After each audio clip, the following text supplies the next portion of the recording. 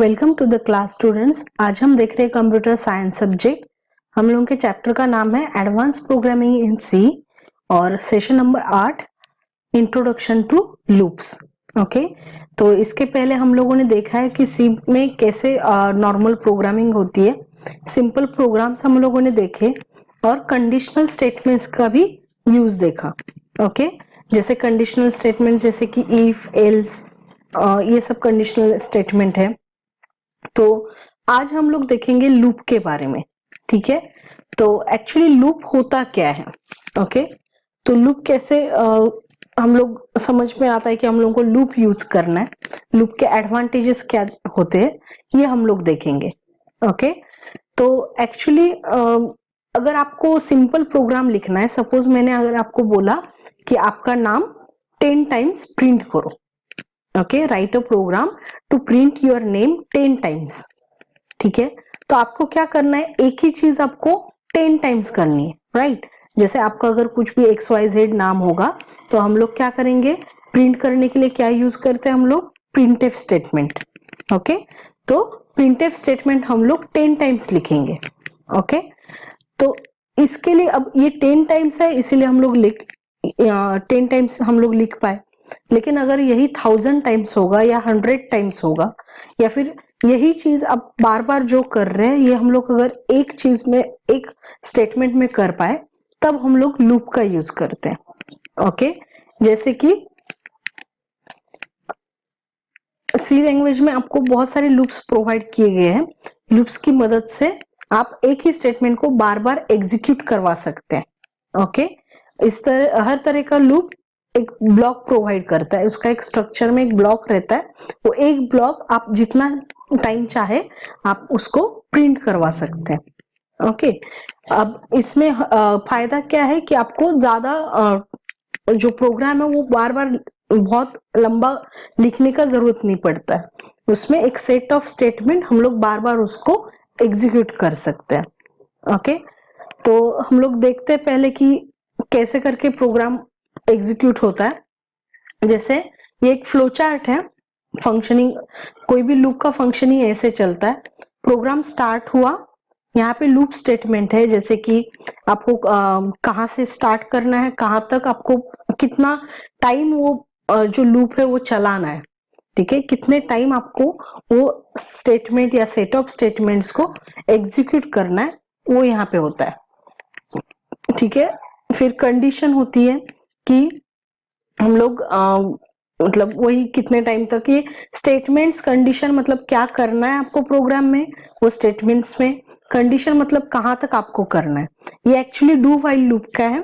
Okay, for loop का structure थोड़ा अलग होता है और ऐसे जब तक ये कंडीशन इसकी फॉल्स नहीं होगी, इसका कंडीशन जब तक ट्रू रहेगा तब तक ये कंटिन्यूअस ब्लॉक जो है वो चलता रहेगा। ठीक है, ये स्टेटमेंट्स एग्जीक्यूट होते रहेंगे और जब कंडीशन फॉल्स हो जाए तब ये एंड हो जाएगा। ओके, तो इस तरीके से एक्चुअली लूप जो है वो चलता है। ऑलराइट, अब लूप्स के टाइप्स होते हैं 3 types, for loop, while loop, do while loop. Okay, इसका फंक्शन जो है वो सेम ही रहता है, एक ही काम रहेगा, लेकिन इसके जो स्ट्रक्चर्स है वो अलग अलग रहते हैं। हम लोग कोई भी अगर लूप का प्रोग्राम है तो इसमें 3 में से कोई भी एक लूप यूज कर सकते हैं या फिर आप तीनों लूप को एक साथ में डाल के भी यूज कर सकते हैं। ओके, तो फॉर लूप एक्चुअली क्या होता है, अब कोई भी लूप में पहले 3 चीजें होती है, एक है इनिशियल वेरिएबल, नेक्स्ट कंडीशन और थर्ड इज इंक्रीमेंट। ओके, तो ये है, जैसे कि ये फॉर लूप का स्ट्रक्चर है, हम लोग लिखते हैं for a is equal to 5, a is less than equal to 10, a plus plus. तो ऐसे करके हम लोग लूप का स्टेटमेंट लिखते हैं और जो वाइल या डू वाइल का है उसका स्ट्रक्चर अलग रहता है। ओके, अब इसमें क्या है, ये जो फर्स्ट पार्ट है इसको हम लोग बोलते हैं इनिशियलाइजेशन, मतलब आपको कहाँ से ये स्टार्ट करना है लूप, यहाँ पे ये स्टार्टिंग वैल्यू जो है वो यहाँ पे आएगी।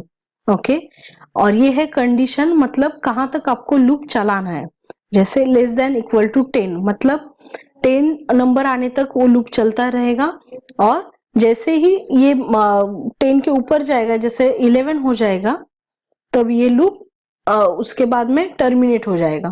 और ये है इंक्रीमेंट या डिक्रीमेंट, मतलब आपने जो स्टार्टिंग वैल्यू दी है वो ये लूप में जाने तक इसका इंक्रीमेंट होता है या डिक्रीमेंट होता है। ओके, मतलब ये वैल्यू बढ़ते रहनी चाहिए, राइट, तब जाके हम लोग को वो कंडीशन तक हम लोग पहुंच सकते हैं। तो इसके लिए हम लोग ये इंक्रीमेंट के लिए देते हैं A++। यहाँ पे अगर A+2 दो तो आपका 2 स्टेप से इंक्रीमेंट होगा, या फिर A-, दो तो फिर डिक्रीमेंट होगा।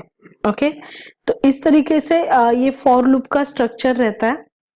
यहाँ पे ये जो कंडीशन है आपको जब तक ट्रू है तब तक आपका जो स्टेटमेंट है इसके अंदर में एक ब्लॉक रहेगा स्टेटमेंट का, वो ब्लॉक चलता रहेगा, और जैसे ये फॉल्स हो जाएगा वो टर्मिनेट हो जाएगा। ठीक है, तो इस तरीके से ये 3 कोई भी लूप में कॉमन रहते हैं। हर लूप में ये 3 स्टेप्स रहेंगे ही, इनिशियलाइजेशन, कंडीशन, इंक्रीमेंट और डिक्रीमेंट। ओके, अब देखते हैं डू व्हाइल एंड व्हाइल। अब व्हाइल लूप में क्या होता है, जैसे हम लोगों ने फॉर लूप में देखा इनिशियलाइजेशन, कंडीशन, इंक्रीमेंट सब एक ही लूप में आता है, राइट। वैसे ही व्हाइल लूप में अभी क्या होगा, जैसे हम लोग प्रोग्राम में फर्स्ट में इनिशियलाइज करते हैं, डिक्लेयर करते हैं वेरिएबल्स। तो यहाँ पे देखिए जैसे ये int power variable is equal to 1 initialise किया, तो इसका मतलब यहाँ पे इनिशियलाइजेशन हो गया।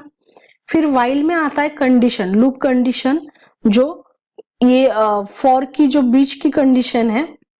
ओके, दिस कंडीशन, ये जो कंडीशन है ये व्हाइल में आती है यहाँ पे। ओके, फिर व्हाइल के बाद में यहाँ पे जो है वो बॉडी आती है, मतलब जो स्टेटमेंट्स हम लोगों को एग्जीक्यूट करने हैं वो आते हैं।